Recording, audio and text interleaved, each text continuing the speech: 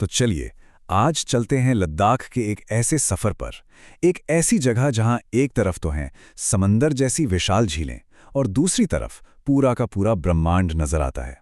ये एक ऐसी ज़मीन है, आप कह सकते हैं, जहां धरती और आसमान दोनों की अपनी अलग ही बड़ी दिलचस्प कहानियां हैं। लद्दाख, भारत का ठंडा रेगिस्तान।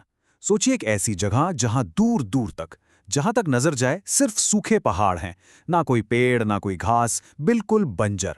और हमारी कहानी की शुरुआत भी ना इसी सूखी जमीन से होती है, एक ऐसी जमीन जो अपने अंदर कई हैरान कर देने वाले राज छिपाए हुए है। अब जरा इस बात पर गौर कीजिए। एक तरफ तो लद्दाख में साल में सिर्फ 3 इंच बारिश होती है, मतलब ये एक बहुत ही सूखी जगह है ना? लेकिन दूसरी तरफ इसी सूखी जमीन के बीचों बीच 160 किलोमीटर लंबी एक झील है। ये तो सच में गजब का ज्योग्राफिकल पैराडॉक्स है, मतलब एक भौगोलिक विरोधाभास। तो ठीक है, हमारे इस सफर का जो पहला स्टॉप है वो है रेगिस्तान की यही विशाल झील। जी हाँ, हम बात कर रहे हैं पेंगोंग की, जिसे हिमालय का समंदर भी कहा जाता है। 160 किलोमीटर, जरा अंदाजा लगाइए, ये लगभग उतनी ही दूरी है जितनी पुणे से मुंबई के बीच है। मतलब ये झील इतनी बड़ी है कि आप इसके एक किनारे पर चलते जाएं और दूसरा छोर नजर ही नहीं आएगा। अब एक और दिलचस्प बात, ये झील 13,000 फीट की ऊंचाई पर है और ये भारत की सबसे ऊंची खारे पानी की झील है। जी हाँ, आपने सही सुना, खारे पानी की। मतलब इतनी खूबसूरत, इतनी विशाल होने के बाद भी इसका पानी पी नहीं सकते, एक बूंद भी नहीं। और बात सिर्फ इसकी लंबाई की नहीं है, ये इतनी विशाल है कि ये 2 देशों में फैली हुई है। इसका करीब 40% हिस्सा भारत में है और बाकी का जो 60% है वो तिब्बत यानी चीन में है। अच्छा, अब इस विशाल झील से थोड़ा जूम इन करते हैं और चलते हैं इसके किनारे बस एक छोटे से गांव की कहानी की तरफ। हम बात कर रहे हैं मेरक गांव की, पेंगोंग के किनारे बसा एक ऐसा कोना जहां ज्यादातर लोग नहीं पहुंचते। मेरकिस है तो बस कुछ ही घरों का एक छोटा सा गांव, जिसके पीछे बर्फ से ढके ऊंचे ऊंचे पहाड़ हैं।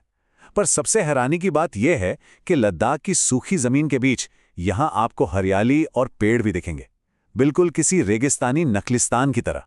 कहते हैं ये इस इलाके का आखिरी और सबसे अनछुआ गांव है। यहाँ के लोगों ने ना इस मुश्किल मौसम से लड़ने का अपना ही एक तरीका निकाल लिया है। मिर्क में जो घर हैं उनकी दीवारें मोटी मिट्टी की बनी होती हैं और छतों पर झाड़ियां रख देते हैं ताकि कड़ाके की ठंड से बचा जा सके। कितना सिंपल लेकिन कितना असरदार तरीका है ना? अच्छा, एक सवाल है, क्या किसी झील का अपना बीच हो सकता है? इसका जवाब है जी हाँ, बिल्कुल हो सकता है। पेंगोंग इतनी बड़ी है कि वो सच में एक समंदर जैसी लगती है। इसमें बाकायदा लहरें उठती हैं और मेरक गांव में तो इसका अपना एक रेतीला बीच भी है। तो ये सिर्फ एक झील नहीं, ये अपने आप में एक छोटा मोटा समंदर है। चलिए अब मेरे गांव की एक और कमाल की चीज देखते हैं। यहाँ एक बहुत ही अनोखी पंचक्की है जो इस बात का सबूत है कि कैसे पुरानी टेक्नोलॉजी भी इस रेगिस्तान में जिंदगी को आसान बना सकती है। इसे रंतक कहते हैं। अब देखिए ये काम कैसे करती है। ग्लेशियर से पिघले पानी को एक नाली से लाया जाता है। ये पानी एक पत्थर के घर के नीचे लगी टर्बाइन को घुमाता है, फिर उससे जुड़ी चक्की घूमने लगती है। ऊपर एक टोकरी से जौ के दाने उस चक्की पर गिरते रहते हैं और बस सत्तू यानी जौ का आटा तैयार। हाँ, ये चक्की सिर्फ गर्मियों में ही चलती है क्योंकि सर्दियों में तो सारा पानी जम जाता है। तो अब जमीन से उठकर आसमान की तरफ चलते हैं। हमारे सफर का अगला डेस्टिनेशन है हानले, दुनिया की उन जगहों में से एक जहां से तारे सबसे साफ दिखते हैं, मतलब स्टार गेजिंग के लिए बेस्ट।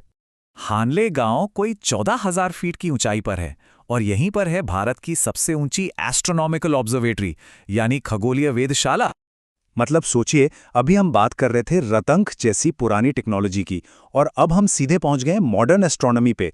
यही तो लद्दाख का जादू है, जहां गुजरा हुआ कल और आने वाला कल दोनों एक साथ रहते हैं। तो सवाल यह है कि हानले ही क्यों? इसकी कुछ खास वजह हैं। एक तो ये बहुत ऊंचाई पर है, दूसरा यह मौसम लगभग हमेशा साफ रहता है, बारिश ना के बराबर होती है, और सबसे जरूरी बात, यहां लाइट पोल्यूशन बिल्कुल नहीं है, जीरो। और इसीलिए ये जगह भारत की पहली डार्क स्काई रिजर्व भी है।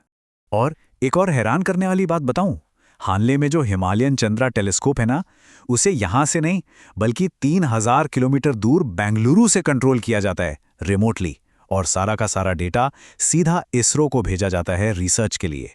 तो चलिए अब उस नज़ारे की बात करते हैं जिसके लिए लोग हांडले आते हैं, यानी तारों से जगमगाता हुआ आसमान, जिसे आप दुनिया की छत से देखते हैं। सीधी सी बात है, पूरे भारत में अगर मिल्की वे यानी हमारी आकाशगंगा को देखना है तो हांडले से बेहतर कोई जगह नहीं है। यहां से आकाशगंगा इतनी साफ दिखती है कि आप यकीन नहीं करेंगे। बिना किसी टेलीस्कोप के अपनी आंखों से आप उसका पूरा फैलाव देख सकते हैं। लेकिन लद्दाख के अजूबे सिर्फ आसमान में ही नहीं है।